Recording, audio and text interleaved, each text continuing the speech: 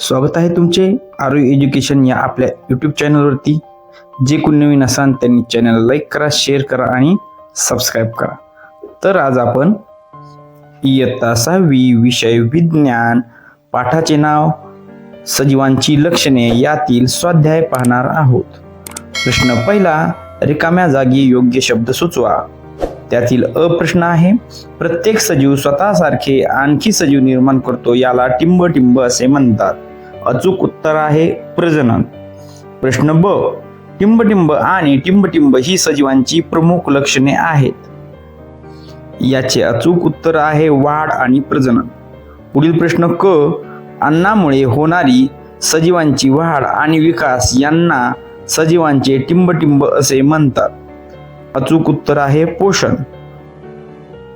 प्रश्न ड, सजीवांचे शरीर टिंबचे बनलेले असते. अचूक उत्तर आहे पेशींचे.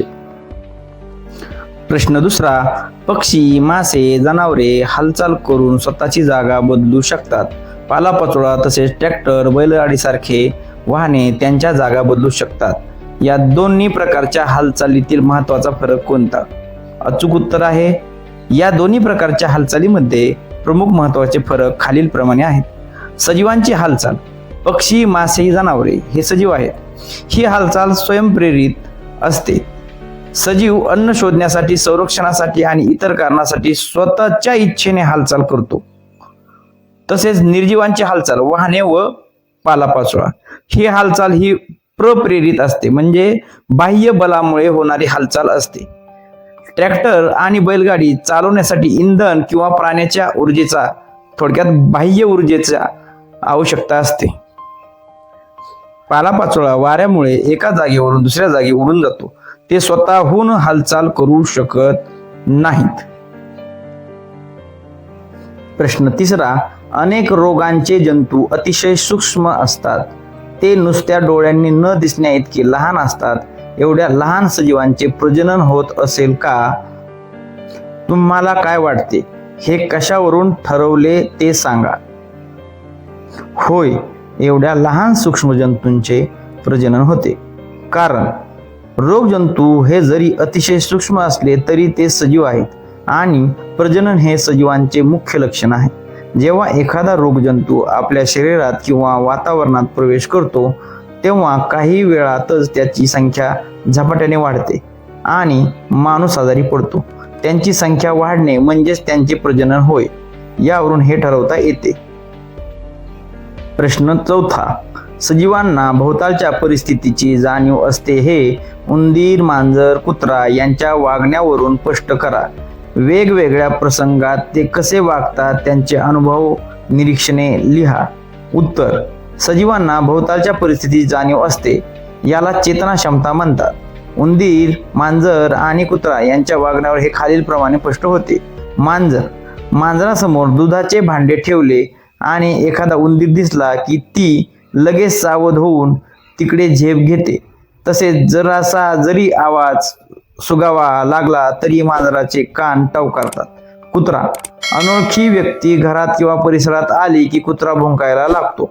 मालक घरी आला तरी शेपूट हलवून आनंद व्यक्त करतो. तसेच आपण कुत्र्या जवळ गेलो तर तो लगेच उठून उभा राहतो किंवा पळून जातो. उंदीर, घरात अचानक दिवा लागला किंवा माणसाची चाहूल लागली की उंदीर बिळात किंवा अंधाऱ्या जागेत वेगाने पळून लपतो. प्रश्न पाचवा, प्राण्यांच्या हालचालीचे सुचतील तेवढे वेगवेगळे प्रकार आणि त्या प्रकारांची हालचाल करणारे प्राणी यांच्या याद्या करा. उत्तर आहे, प्राण्याच्या हालचालीचे प्रकार आणि प्राण्यांची यादी खालीलप्रमाणे आहे. उडणे, कावळा, चिमणी, पोपट, घार, फुलपाखरे. पोहणे, मासे, कासव, बेडूक, बदक. सरपटणे, साप, गोगलगाय, गांडूळ, सरडा, पाल. चालणे आणि पळणे, गाय, घोडा, कुत्रा, वाघ, माणूस. उड्या मारणे, बागडणे, बेडूक, टोळ, कांगारू, ससा आणि हरिण. प्रश्न 6वा, वनस्पतींना चेतना क्षमता असते हे ज्यावरून समजते. अशी सुचतील तेवढी तुमची निरीक्षणे आणि तुमचे अनुभव लिहा. उत्तर आहे, वनस्पतींना चेतना क्षमता असते हे स्पष्ट करणारी निरीक्षणे खालीलप्रमाणे आहेत. लाजाळूचे झाड. लाजाळूच्या पानाकडे बोट देऊन त्यांना स्पर्श केल्यास ती पाने लगेच मिटतात. सूर्यफूल. सूर्यफुलाचे तोड नेहमी सूर्याच्या दिशेने फिरताना दिसते. खिडकीतील रोप. अंधाऱ्या खोलीत खिडकीपाशी ठेवलेले रोप हे प्रकाशाच्या शोधात खिडकीबाहेर सूर्यप्रकाशाच्या दिशेने झुकून वाढते. वेल. वेलीचे वेलतंतू आधाराला स्पर्श करताच त्याला घट्ट गुंडाळतात. प्रश्न 7. कासवे बराच काळ पाण्यात राहतात. थोड्या थोड्या वेळानंतर ती पाण्याच्या पृष्ठभागावर येऊन डोके पाण्याबाहेर का काढतात? मासे मात्र असे करत नाहीत का? उत्तर: कासवाकडे श्वसनासाठी श्वसन घेण्यासाठी माणसासारखे फुफ्फुसे असतात. ते पाण्यात विरघळलेल्या ऑक्सिजन थेट शोषून घेऊ शकत नाहीत. त्यामुळे हवेतील ऑक्सिजन घेण्यासाठी कासवाला थोड्या थोड्या वेळाने पाण्याच्या पृष्ठभागावर येऊन डोके बाहेर काढावे लागते. या उलट माशाकडे श्वसनासाठी कल्ले असतात. मासे कल्ल्याच्या मदतीने पाण्यात विरघळलेला ऑक्सिजन शोषून घेऊन श्वसन करू शकतात. त्यामुळे त्यांना श्वसन घेण्यासाठी पाण्याच्या पृष्ठभागावर येण्याची गरज नसते. प्रश्न 8. खाली बेडकाचा जीवनक्रम उलट सुलट क्रमाने दिलेला आहे. तो क्रमाने येण्यासाठी चौकटीत योग्य क्रमांक द्या. उत्तर: पहिला क्रमांक बेडकाची अंडी. दुसरा क्रमांक टॅडपोल. तिसरा क्रमांक मागचे पाय असलेला टॅडपोल. चौथा क्रमांक चारही पाय असलेला बेडूक. पाचवा क्रमांक पूर्ण वाढ झालेला बेडूक.